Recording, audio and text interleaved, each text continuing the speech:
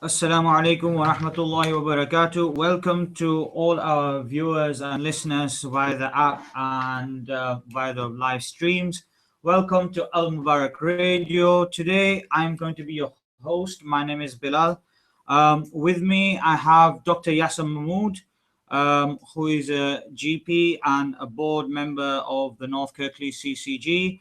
We have Adam Patel, who is representing CPWI, Community Pharmacies for West Yorkshire, and he's a pharmacist. And we also have Tony Cook, who is representing Kirklees Council. Today's show is going to be about a happy Ramadan and well this summer. We're going to start the show about health Ramadan, keep well this Ramadan. Alhamdulillah, as many of our listeners know, there's about a month left to Ramadan. So just going to be a bit of general advice of how we can stay well, what we can do to make sure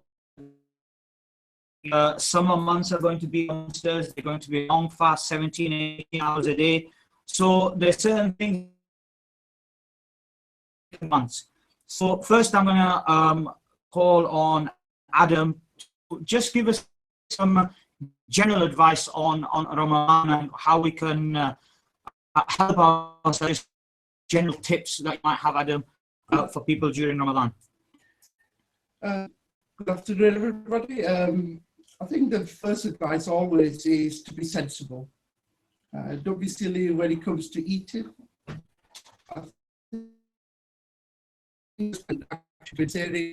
That start fast into our bodies. I think the thing to look at is make sure you take so plenty of water, keep yourself hydrated, sort of eat light foods if you can, try and avoid heavy fatty meals, fried food if you can, especially after you've broken fast, because as you know, heavy meals tend to sit on the stomach and that could make it hard if you're going into late night prayers. If you can, also try and have a balanced meal, especially iftari and breaking fast. Sort of high energy foods like cereals are advisable to keep you throughout the day. Also, again, the water intake is really important throughout the day. And also, if we can, make sure that we have a good source of protein. So plenty of fish or meat would be advisable, just so that you don't feel hungry from the daytime. Just for that advice, like Adam said, it's good to make sure that we keep well hydrated during the hours when we're not fasting, keep staying on try and take maximum fluid intake the hours when we can't eat. Also very important, don't eat to the top of our throats, you know, like the Sunnah Prophet ﷺ, one part air, one part water, and one part food. We make sure that we try and adhere to these. Do questions as well. So to remind our viewers that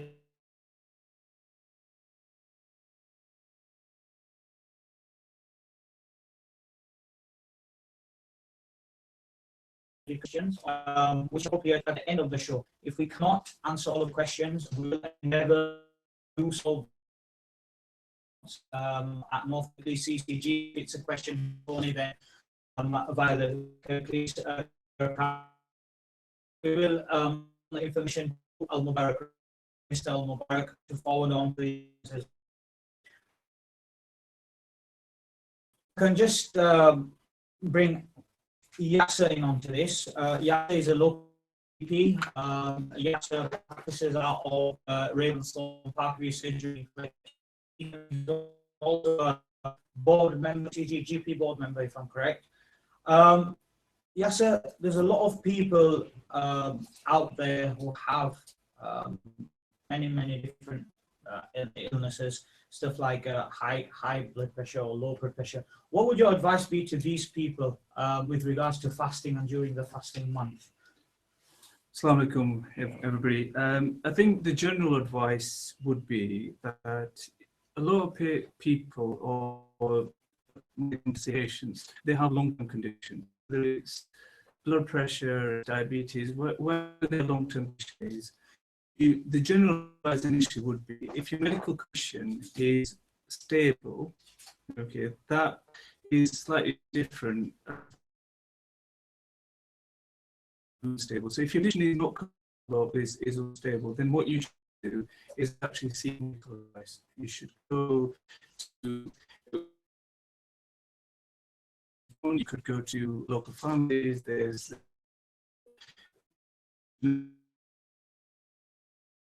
NHS choices. All these are really good sources of advice, which will let you know what to do. Regarding a specific question about blood pressure, if your blood pressure is high or low, then you can fast, and every Muslim should actually put yourself at risk or put yourself at harm if your condition isn't controlled. Then you seek some medical advice. For that. So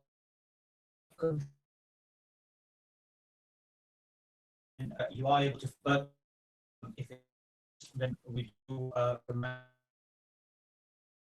local advice, and it's quite important to remember not only general pharmacy advice as well. You know, your general practitioners, generally speaking, are quite difficult.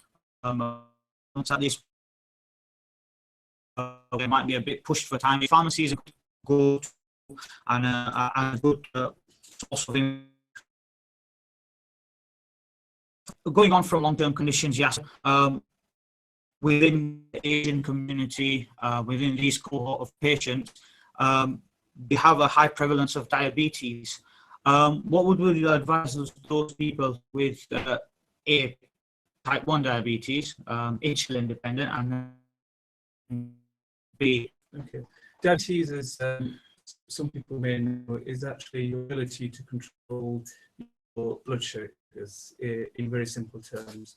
And some of the people are managing their condition by diet by itself. Other patients require some form of medication. So we've got different types of diabetes. Type 1, which generally it starts early on in life. These patients have lack of insulin, so by most of them require insulin. There is guidance. So if you have type 1 diabetes which requires insulin injection, those people should not fast. That's the type 2 diabetics to require their condition is controlled either with diet or with medication that's in the form of tablets. If it's well controlled, then type 2 diabetes require insulin, because some of them lead on, because unfortunately it's a progressive problem. They follow, and they shouldn't fast because of the problem. Thank you. So like yes, mentioned, very important that those people who are independent, then the advice would be not to fast. And those who type 2 diabetes are well told, these people can fast. I think it's quite important to mention at this time that those people who are type 2, you get high and your blood sugars drop too low. So it'd be advisable to some case it happening at this moment, it'd be Absolutely. The problems that you goes too high, it becomes it's a problem. Potentially, it can affect you in a very negative. Again, could cause a lot of health problems, and particularly if you're fasting, your blood sugars there is a likelihood of you going low, and if that's the case, then you should look after yourself and breaking a fast to maintain your health I would definitely back that. We've got on this topic. So, more frequently, or I think this guidance is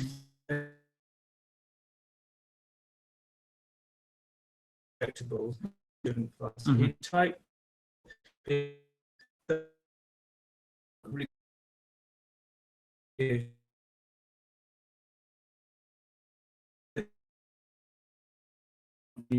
blood sugar checking. Some of the patients who are in the insulin sugars, and it shouldn't be fast. For whatever reason, if it's fasting and they find they've got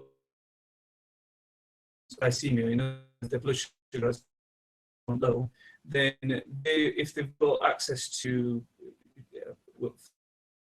check their blood sugars, then yes, they can do, because obviously they may become confused, they may become agitated, so all of those symptoms they can do. But if as a general rule, if you require using injectables for those patients, for those people, they shouldn't be fasting. Jazakallah for that. Thank you very much for your question, Majid. Leading on from this topic, we're talking about long-term medication. What about those people suffering from asthma or asthma inhaler use during Ramadan? What would our advice be on the issue?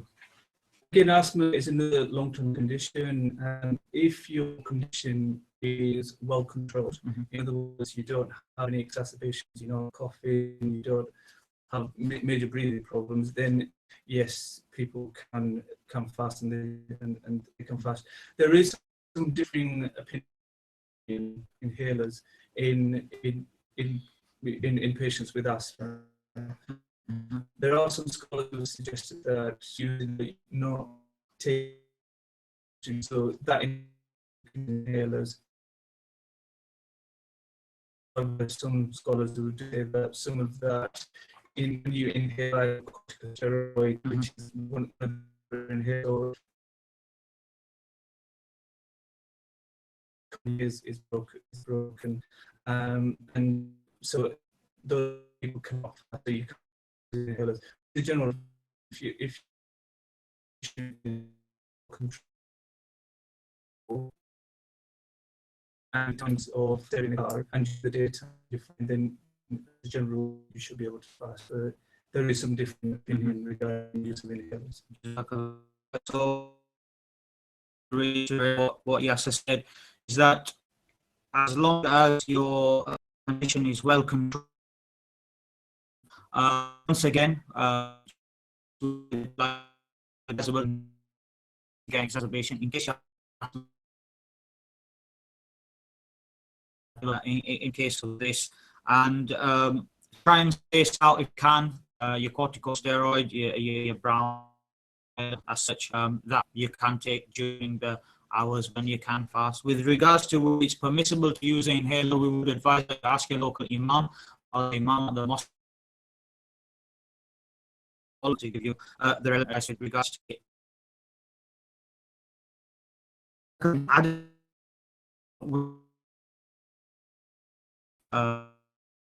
And you know, lungs and everything. We remind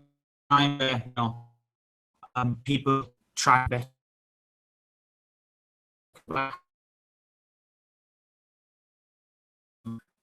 Everything, smoking.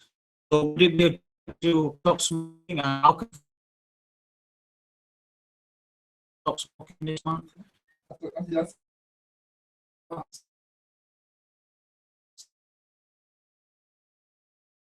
And I think people are disciplined not smoking. Smoking is actually, as most people know, very bad for your health, and the sooner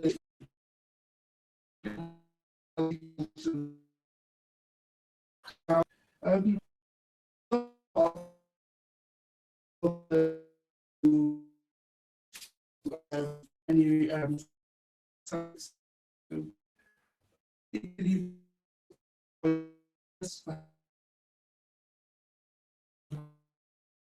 stop.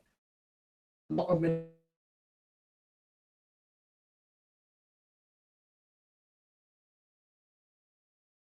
patches maybe not be relevant in Ramadan, but as other advice,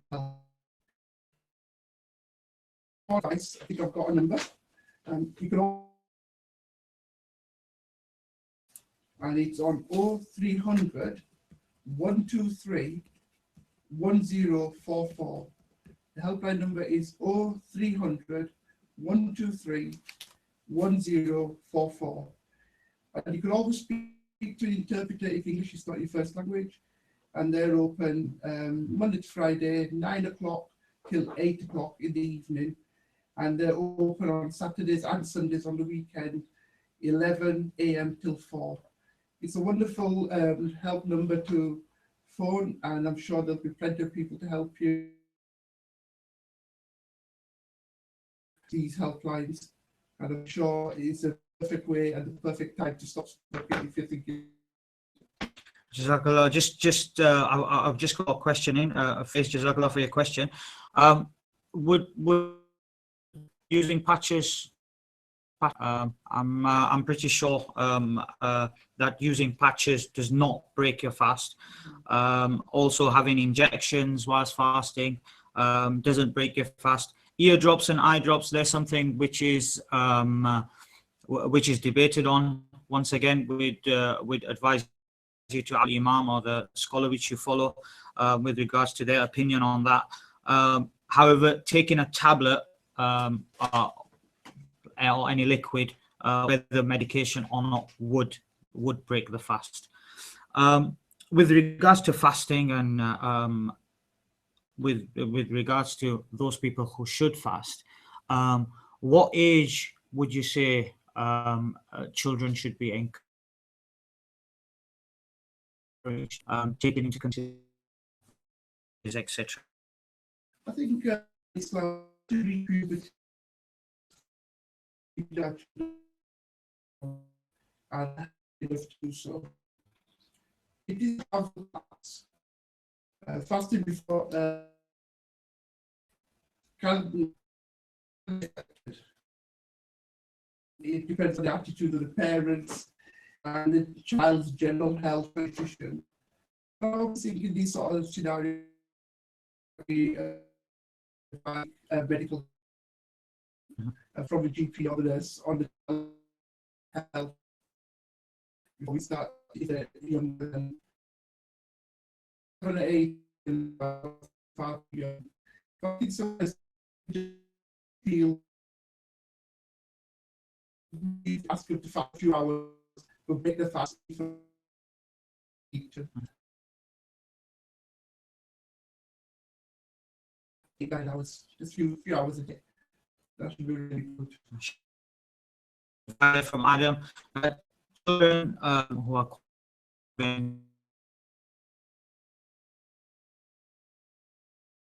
somebody who is under the age of puberty, it's not incumbent on them, it's not further on them, so there's not a necessity for them to fast.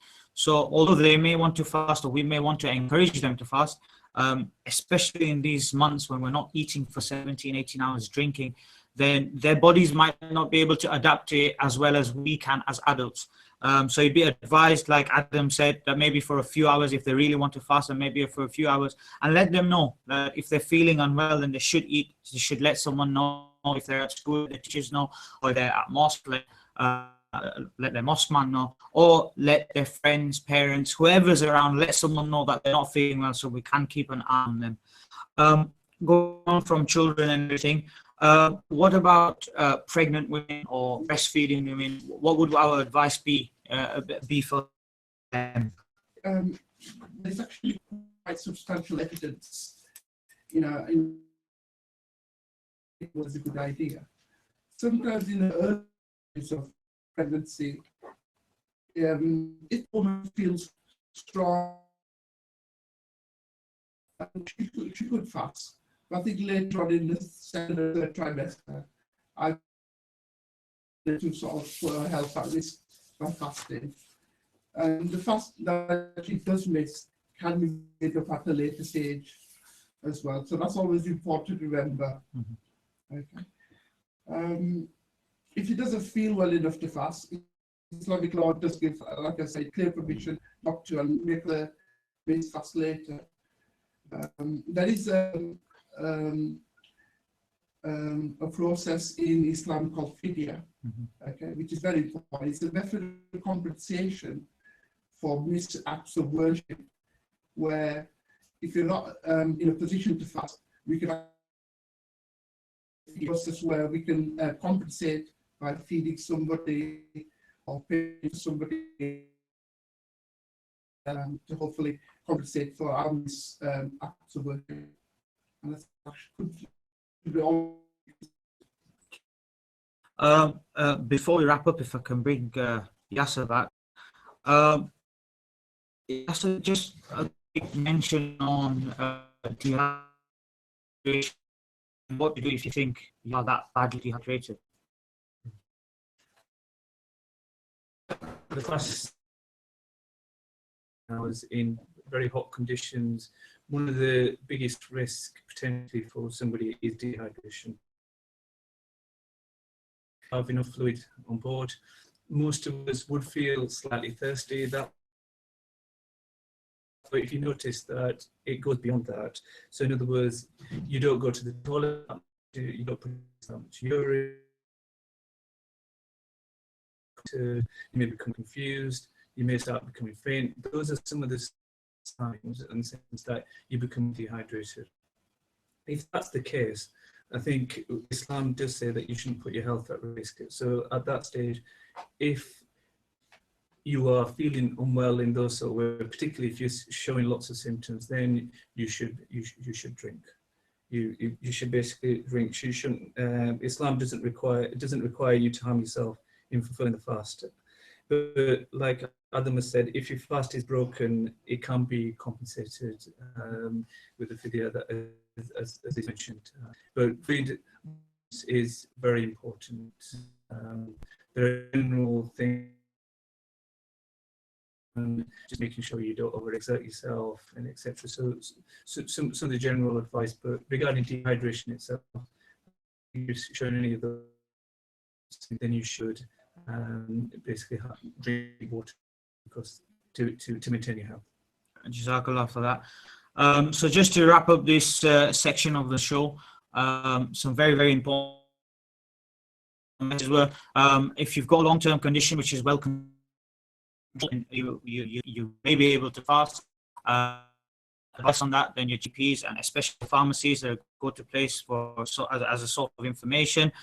For those people who are expecting, young children, breastfeeding women, there is dispensation for you not to fast and make up these fasts at a later date, or pay a fidya, pay a fee for each fast missed. With regards to I've got a couple of questions of how much it is. I would advise you to ask local imam of how much to pay per and then those people with the long-term conditions, and it's quite hot weather, humid weather, then just look out for signs. And if you are feeling unwell, then Islam doesn't tell you to harm, tell you to look after yourself, which is a form of worship, which is an act of ibadah. So we have we can break our fast, so we need to make sure that we are aware of these, and if we do make a break, make it up at a later date. We are going to take a break right now. After that, I will be talking to Tony about the 1U campaign, which is being rolled out. And then after another break, we shall be talking about keeping well this summer and general summer advice. Jazakallah for listening. You can listen to us on Al Mubarak Radio via the app on Android and iPhone. You can also follow us on Facebook at Al Mubarak Radio, at Mr. Al Mubarak on Twitter, and also ring us on 0924 776 with your questions. We'll be back shortly. Okay, everybody watching on Facebook, inshallah, will be another part 2 loading very soon. Keep tuned. Okay.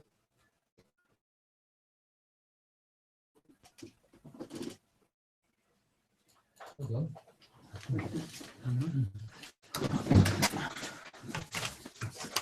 think it's the host, isn't it?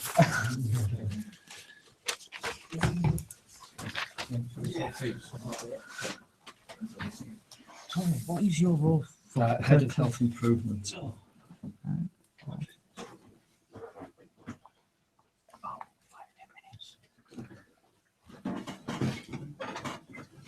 Yes, in public health.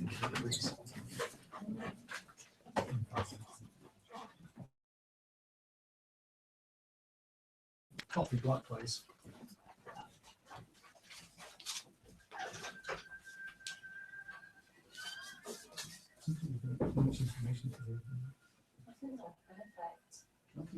We've got everything right, that's good.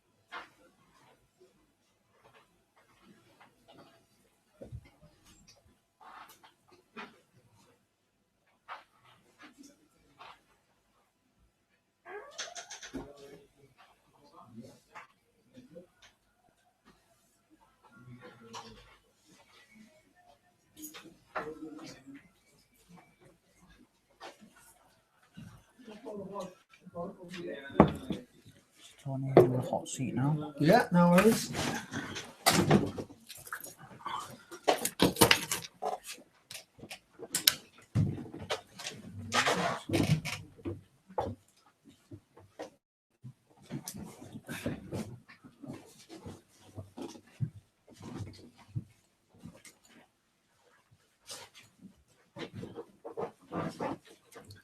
Assalamu alaikum wa rahmatullahi wa barakatuh.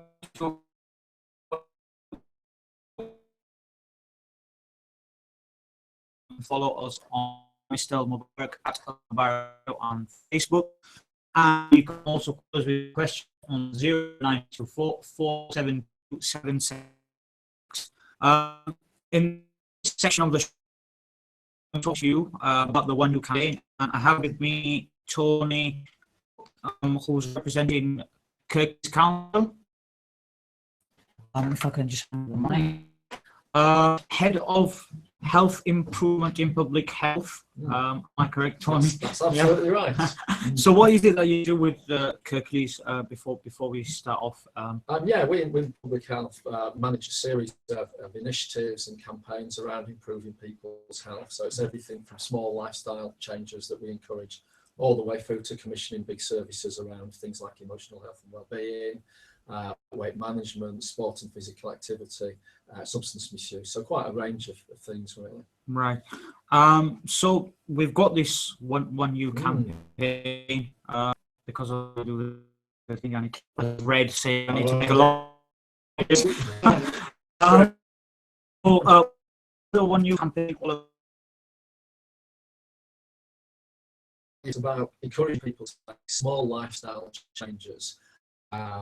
Everything from stopping smoking, like sugars and fats in food, encouraging people to be a bit more physically active, to walk instead of driving, just to think about the fact that lifestyle is really important, and particularly as you age,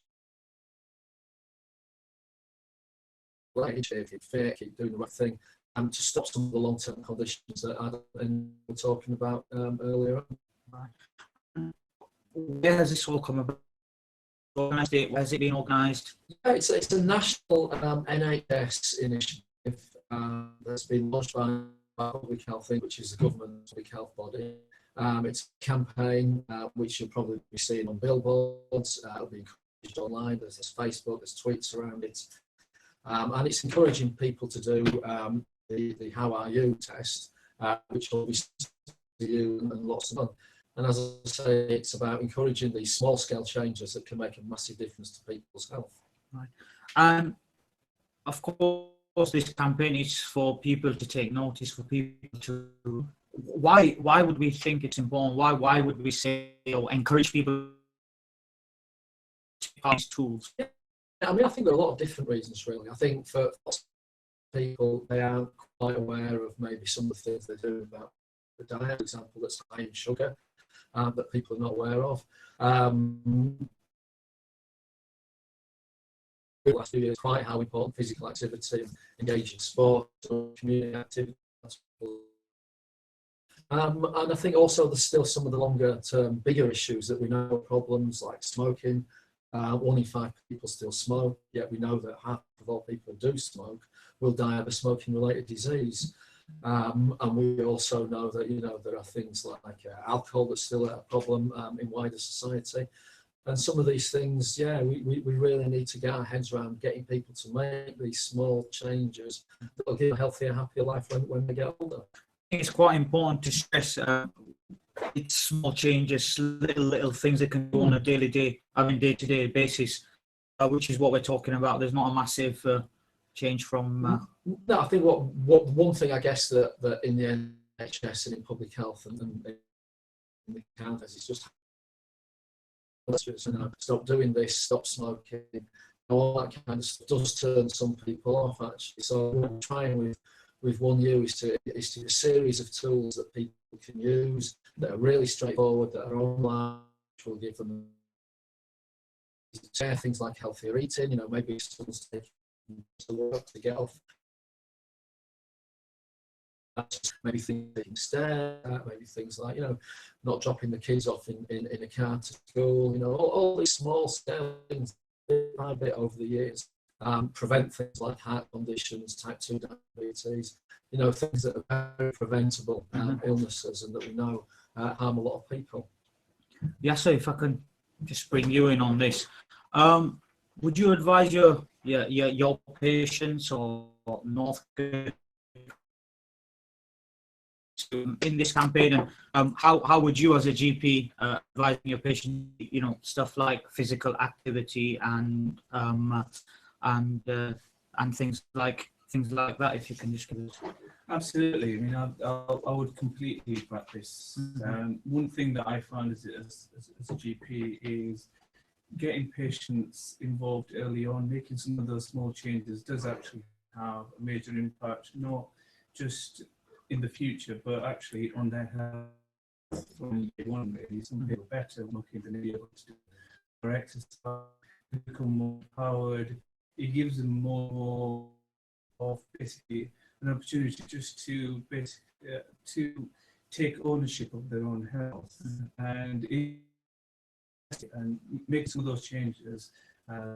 Is actually, if there's no, whether you do it at the age of when you're a young child to when you do it if you're basically as an older person, as it were. So doing this sort of change, actually, there is lots of evidence that it does help.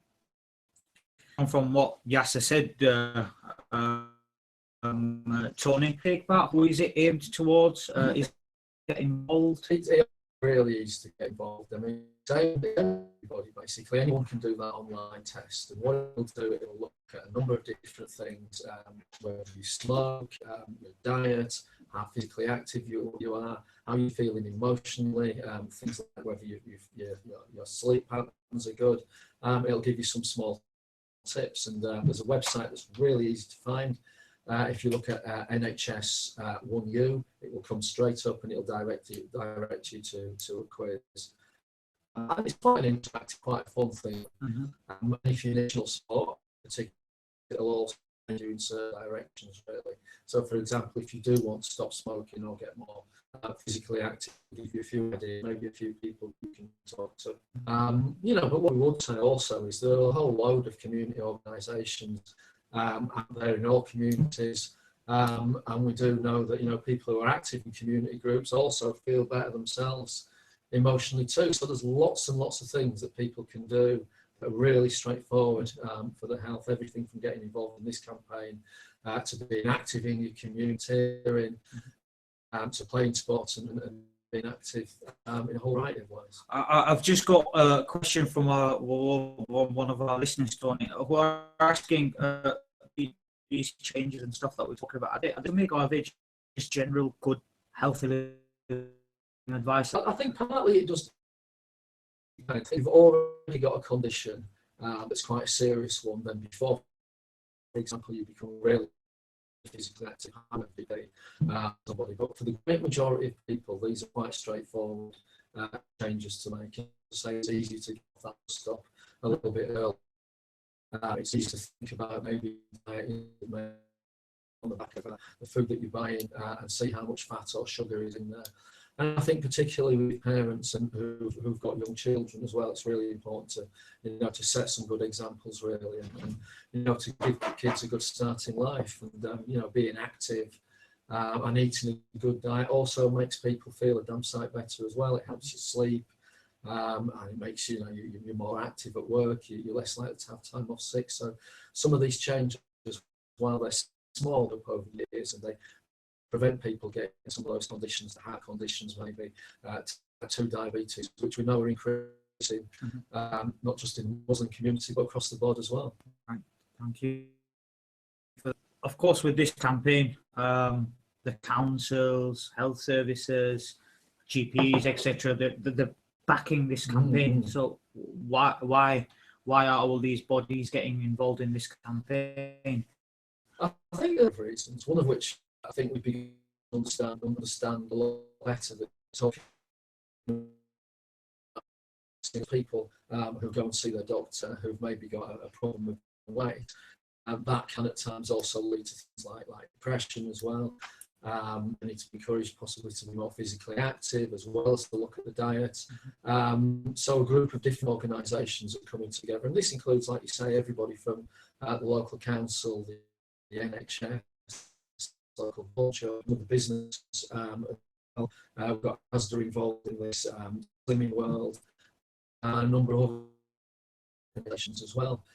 So again, I think we really begin to understand that it's having a coordinated partnership approach with all these organisations giving the same message really. And I guess at the core it's the message is to maybe move a bit more often, eat a little bit better, cut down, feel far better yourself. Going on the healthy living topic, Yasif, just got a question of what would you advise for middle-aged to old people? What would you advise for them to try and implement on a day-to-day basis? Thank you for your message, Salma. I think the first thing is basically a person thinking about it. So in other words, somebody actually saying, I'm going to do it. That's the big step, as it were. So then the next step is actually how do you implement it? You can't expect somebody who doesn't do any activity to start running long distances. So you have to be sensible, you have to build it up. So initially, if it's a middle-aged person, you may find that person just needs to walk around the block where they live. And that may well be as a starting point.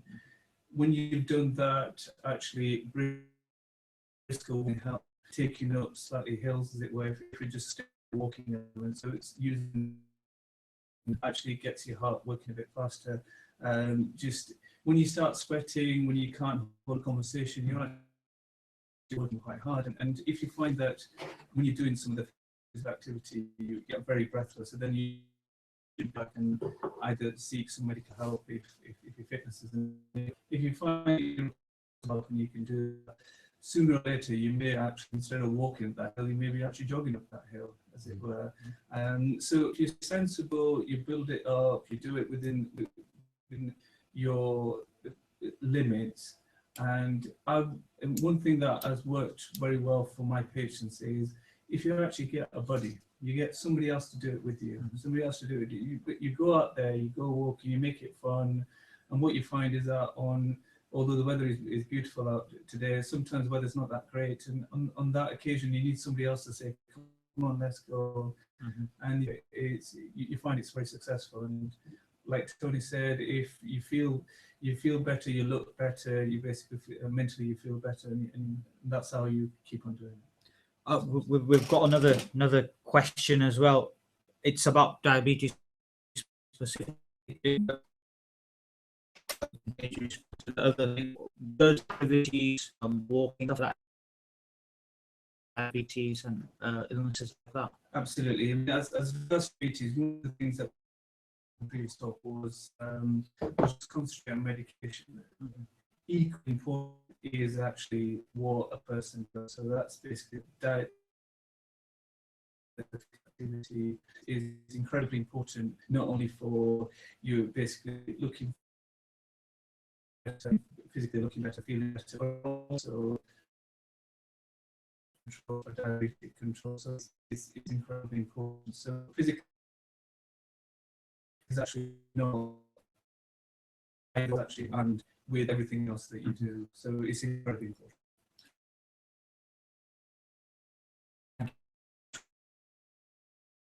More information with regards to the campaign, how they can get involved, and what the campaign is, or just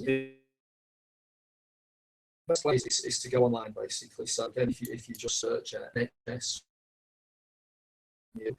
that will lead you to the website. But just to iterate, it's www.nhs.uk/1U, and that will pull up a whole load of material, and probably most importantly, the How Are You quiz.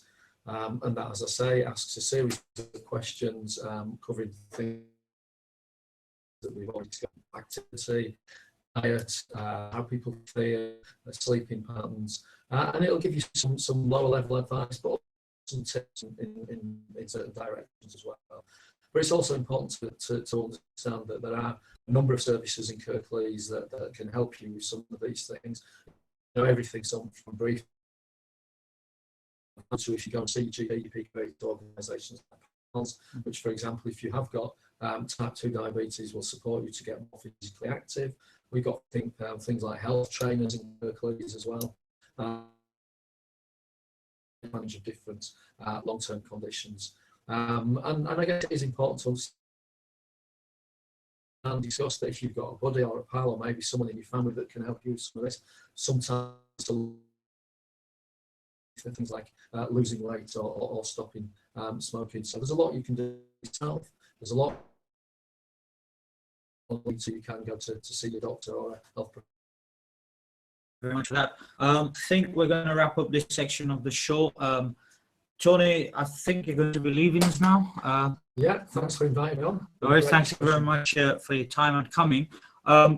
If you do have any specific questions with regards to the One You campaign and Tony has left, then we will endeavour to pick them up, and we will be in contact with Tony so we can get the information out to you.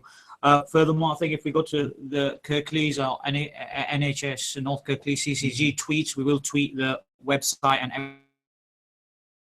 everything for you. I'd like to say the best way is probably just Google NHS One You. And once again, thank you for Tony for joining us and giving us time from your busy schedule. That you can call us on 01924 4727. Also, you can listen to us live on the app on Android. I'll also follow us on Twitter, Mubarak Video Mr. Mubarak, and follow us on Facebook.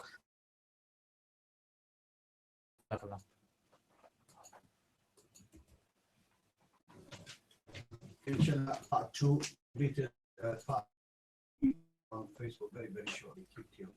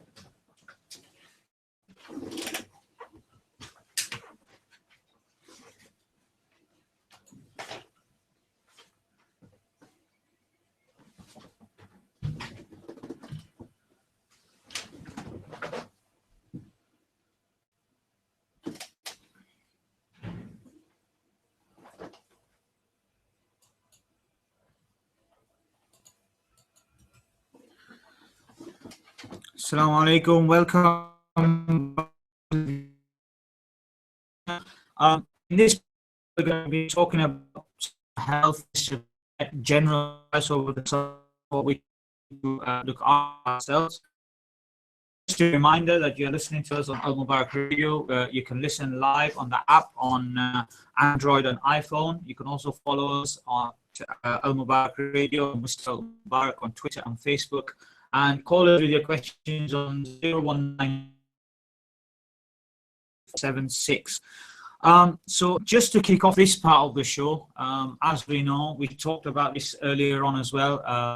Ramadan is coming up, and then after that it'll be the summer months, long days, warm weather, humid. So it'll be quite important of how we look after ourselves. In winter, there's certain things we can do to look after ourselves. In the same way, we have some general advice during the summer months of how we can look after ourselves, what we can do to make sure that our health is in the best shape. So with regards to that, I'm going to start off with Adam, as the hydration becomes a big issue. So what would our advice be of we can do to stay hydrated throughout the summer months? Good afternoon, everybody, again. Hot weather and sense of dehydration. Dehydration should be taken lightly. I think it's a very serious condition that can deteriorate quite quickly if it recognizes symptoms. Symptoms of dehydration are dizziness, dry mouth, and also thumping headache is a big symptom.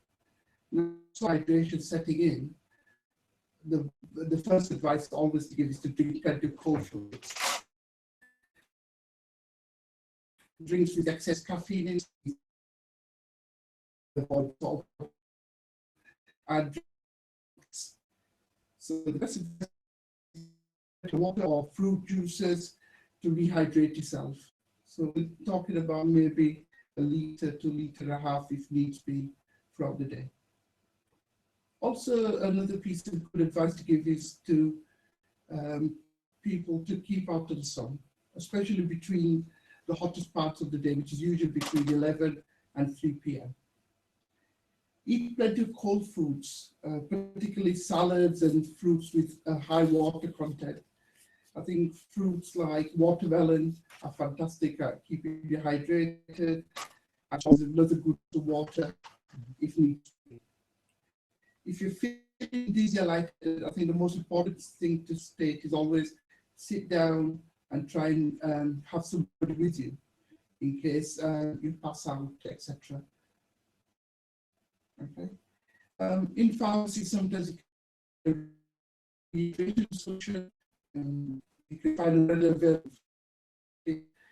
have a session of that, following on how to make it correctly.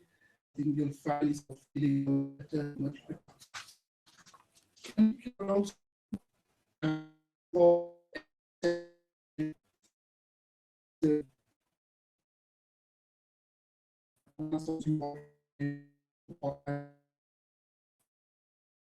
and physical exertion. They don't, or that they seek advice from or and I'm mainly here about these children, old people, maybe even either contact this rate or one number. Most things will clear up after a few days, but as always, if it does clear up, please seek help from these above sources I've stated on. We will show Scott on yes, skin is something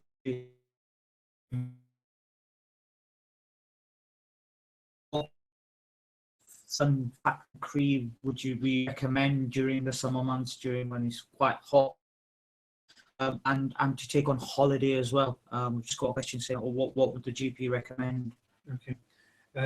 Regarding the skin, I think one of the important thing is skin is like any other organ in your body. So the heart, the lungs, so the skin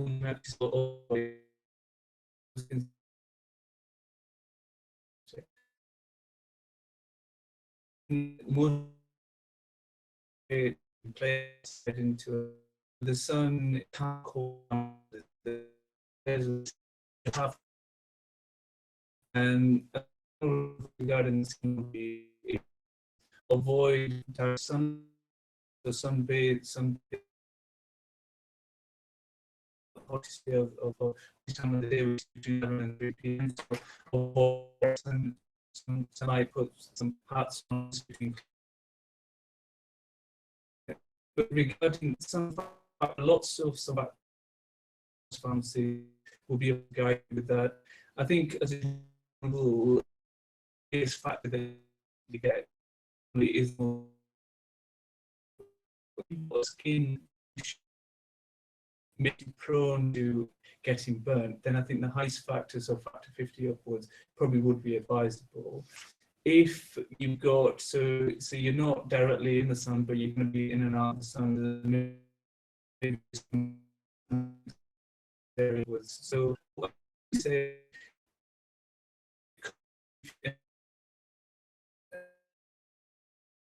protection. I know people talk about holidays, but the sun sometimes gets hot here as well. So sometimes some of my patients, they say, yes, when we go on holiday, we put sun cream on, but in their own back garden or in the park, they don't put the sun cream on, and they do get burned. So it's incredibly important that even when they're here in their own homes, that they put sun creams on. We've going on from that, we've also got another question today, quite important, and will help with the vitamin D levels, etc. For next hour, so what will the advice there be? I think regarding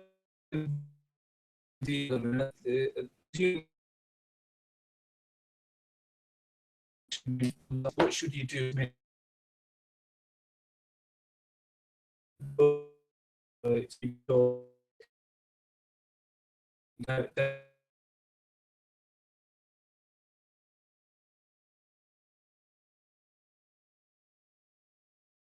Vitamin D absolutely from and as you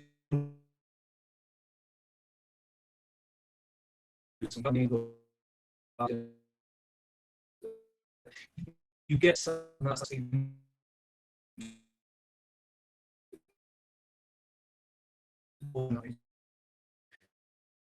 get there, walk, suppose, garden is adequate. We get the sunlight. Where we live in the world, is strong enough to give, is strong enough to to maintain in vitamin D, October. After that, the sunlight isn't that strong. So these are the months where you have to get out and obviously enjoy your garden, just do everything that you can. But sun protection and avoidance of sun damage, from sunburn is incredibly important.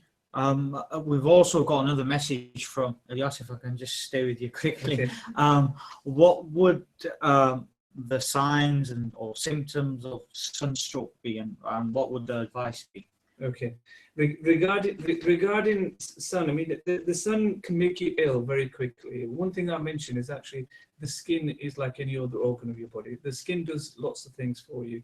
It protects you. It's a barrier, so it protects you from infections and etc. One of the other ways it does it actually is very integral at maintaining your body core temperature. It's very important to maintain flow. If you get sunstroke, sometimes that function of the skin is lost. And so you can feel very dizzy, you can feel disorientated, you can actually lose your ability to maintain the very temperature that you may feel very cold, very hot. Going on from that, the sun damage, if you lose that ability you can drop pressure, can become systemically, you can actually feel can happen very quickly. It's a progressive problem, so in exposed area. I think just using general precautions of keeping yourself hydrated, making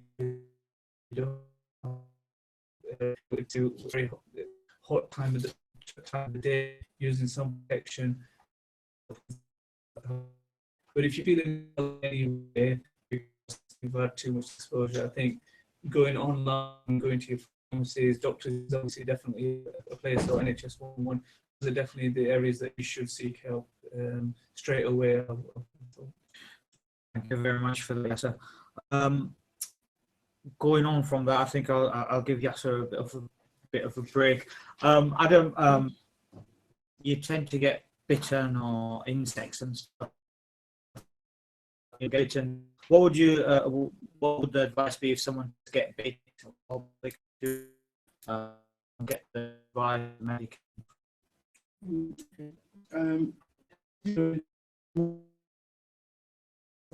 Insect bites and stings. Most of these insect bites and stuff in the symptoms in the next few hours. Sometimes that bite can cause itchiness and inflammation of the skin. And that does happen, and it doesn't subside.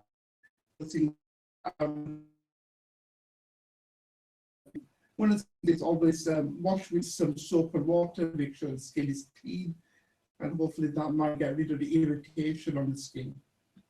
Okay. Sometimes the use of a cold compress is advisable because, as most people know, cold can actually reduce swelling and inflammation. So that's always a handy tip. Other things, you could actually put an ice pack in place, but if you are going to do that, please put the ice pack on your skin so that you don't burn yourself or damage your skin that way. And also painkillers are advisable because sometimes when you do get bitten, you do see a rise in your body temperature, and also from the pain relieving aspect of the bite, things like paracetamol and ibuprofen can be of this purpose. Sometimes also there is a medicine called a group of medicine called antihistamines.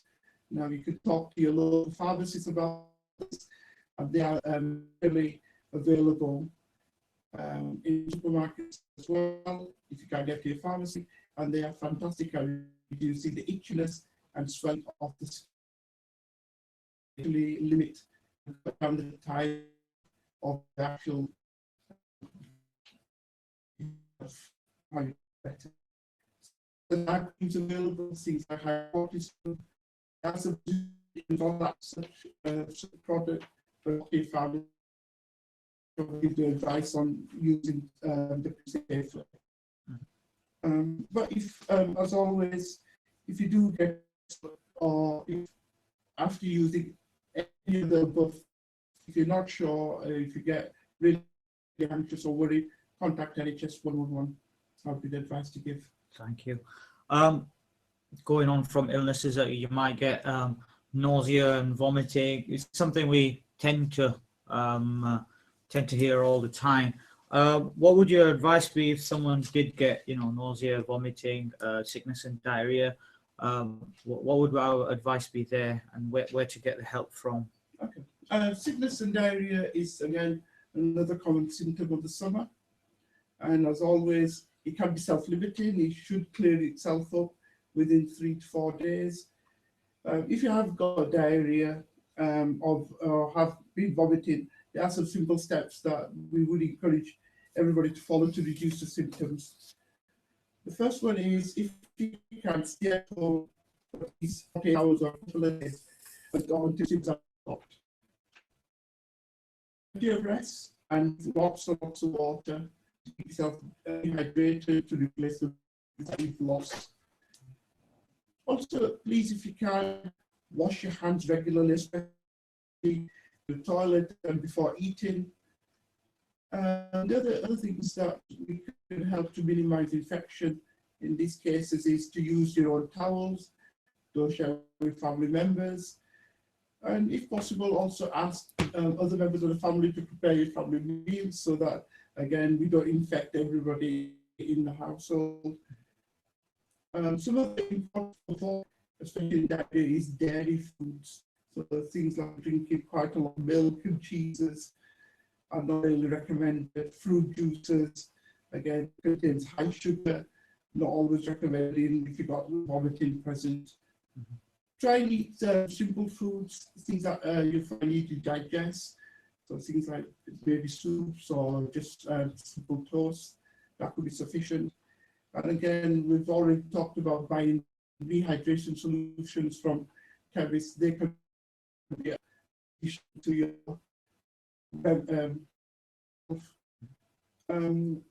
also just going to advise people, always speak to your local pharmacy first if you want any symptoms or want to discuss further. You can local GP or NHS 111. If your symptoms are getting worse or you have a serious illness or long-term condition, if you're pregnant, certainly telephone your doctor or contact NHS 111. Don't sit. We're just going to do a section where we just some coming through for either one of you. What would you advise to be stopped in the summer months? Like, what would you advise patients to keep in the home? Sure. For myself, I would probably encourage, first of all, to have simple painkillers in the household. Things like ibuprofen, paracetamol. Sometimes a soothing cream is always useful, especially with sunburn. Calamine lotion is a really good one to have it on board. With steroid treatment is useful to use. A doctor or your pharmacist for more advice on that. And sometimes, as I said previously, an antihistamine of some kind might be really handy to have to prevent allergic reaction getting out of hand. Thank you very much. Yasser, I think this might be a question for you. They're asking, what would the doctor's view on be patients going to the pharmacy for advice as opposed to coming to the GP? Is that something you'd recommend as a first port of call? And pharmacists are qualified in a view, with a view as a GP on that. Regarding getting information in health, any source, whether it's pharmacists, it's pharmacists, it's online, is very useful. Pharmacies have a lot of experience, they have a lot of knowledge, they do have an in-depth knowledge of some of the medication that they can advise people on. So any problem that you want some information from pharmacy is basically a port where you can go. If the pharmacist, and between where I work, if the pharmacist feels that that person needs to come on to speak to a doctor or somebody different, they usually do signpost that patient onwards. So that is something that I would definitely back, yes. Thank you very much for that. Staying with yourself, hay fever is quite prevalent, so we're getting questions of hay fever. What you'd recommend to buy and get over the counter with the hay fever? Okay. Hay fever is obviously you have to at the moment I think it's 3 grass pollen will soon come on page. People are mowing their lawn now, so we are getting lots of people coming into our surgeries and obviously to the pharmacists because they're having problems with running eyes, sneezing, sometimes breathing problems. So the first and foremost thing would be actually is if you've got really severe problem, then it's probably not sensible to go and play out on that or to go and sit out on that. So just general things about avoiding. If and when you obviously symptoms need something more than that, usually there's 2 or 3 ways of managing it. So there are some eye drops to help with some of the itching, irritation eyes. Again, you can get them from pharmacies or from your doctor. You can use some nasal sprays to help with some of the runny nose and nasal symptoms. But the mainstay treatment of it is actually antihistamines. These are medications which actually help dampen down your own immune response through to pollen. There are various types. There are some that are sedating or make you slightly sleepy, so they can affect driving and operating machinery, etc. So those are the ones probably worthwhile not taking if it's an issue. There are others sensible to use. Again, the pharmacist or your own doctor will advise you. Thank you very much. Adam,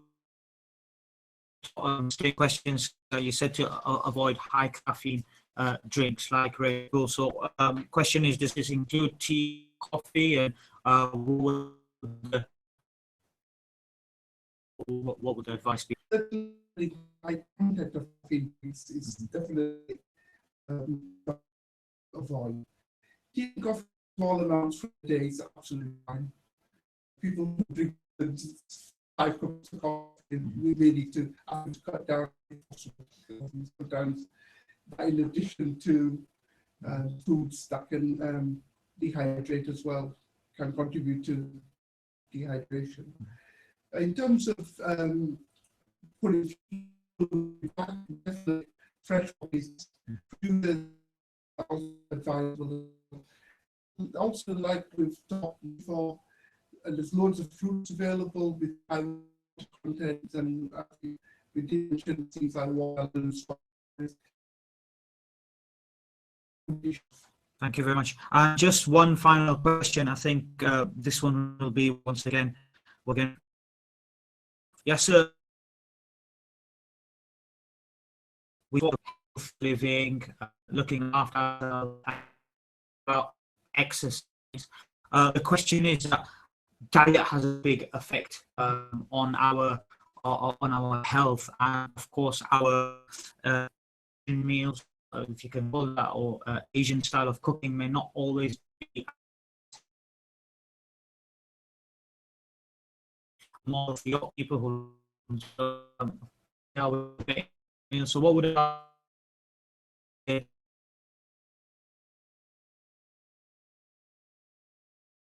think it's incredibly important, not just for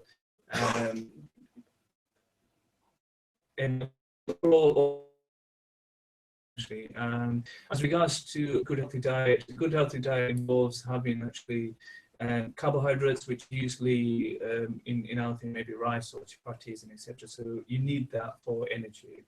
You have some fats, obviously that makes some of the food taste nicer. So you obviously have some fats, but you can't completely exclude fats. So there are certain fats which are slightly better. So at the moment, some of the thinking and evidence is olive oils and etc. Some of those fats are better than having butter or ghee and etc. So those are some of the fats that probably are better if you need to use or cook in that. Then you've got proteins, incredibly important. You add the pulses, etc. You can actually get it from meats. So what you have to do is you have to make a healthy diet, have enough of all those vital ingredients, but enough of your vegetables. And we talk about 5 portions of fruit or vegetable in it. You have a non-age diet, that's incredibly important, and you still need to maintain that. Thank you very much, Yasser.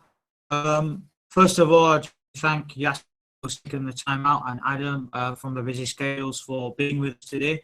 Thank you from Al Mubarak Radio and from listeners as well for joining us today. Just going to do a quick recap. We started talking about healthy Ramadan. People with long-term conditions which are well controlled, then it would be advised that these people could fast. However, if you do have questions, pharmacy, your GPs will be able to advise you on only conditions. You know what our body hope we are feeling very severely treated, or long-term condition does take a turn for the worse. We have an asthma attack or we have a hypo, then please break your fast, look after yourself. Also, for those people who can't fast, like children, pregnant women, breastfeeding women, then we can't pay the fidya, we can't make up our fast at a later date. So that's always something to keep in mind. Stopping out there, your nurses, your pharmacies, you would visit all this, looking after ourselves, healthy living lifestyle, and it's just a tool that have to help us these small changes for a better and a healthier lifestyle. So we can Google the One New campaign, NHS One New, link will be brought up. For your some you rehydrate, make sure you take extra fluids.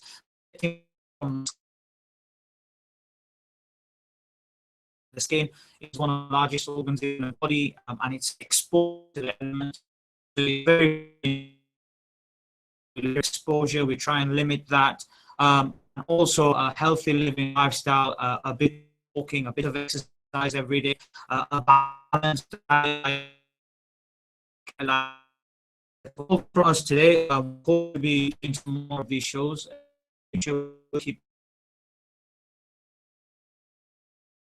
Once again to Mr. Al Mubarak and Al Mubarak Radio for giving us this platform to talk to yourselves. You can follow Mr. Al Mubarak or Al Mubarak Radio on Facebook and Twitter. Please download his app on Android and iPhone. And until next time, Jazakumullah.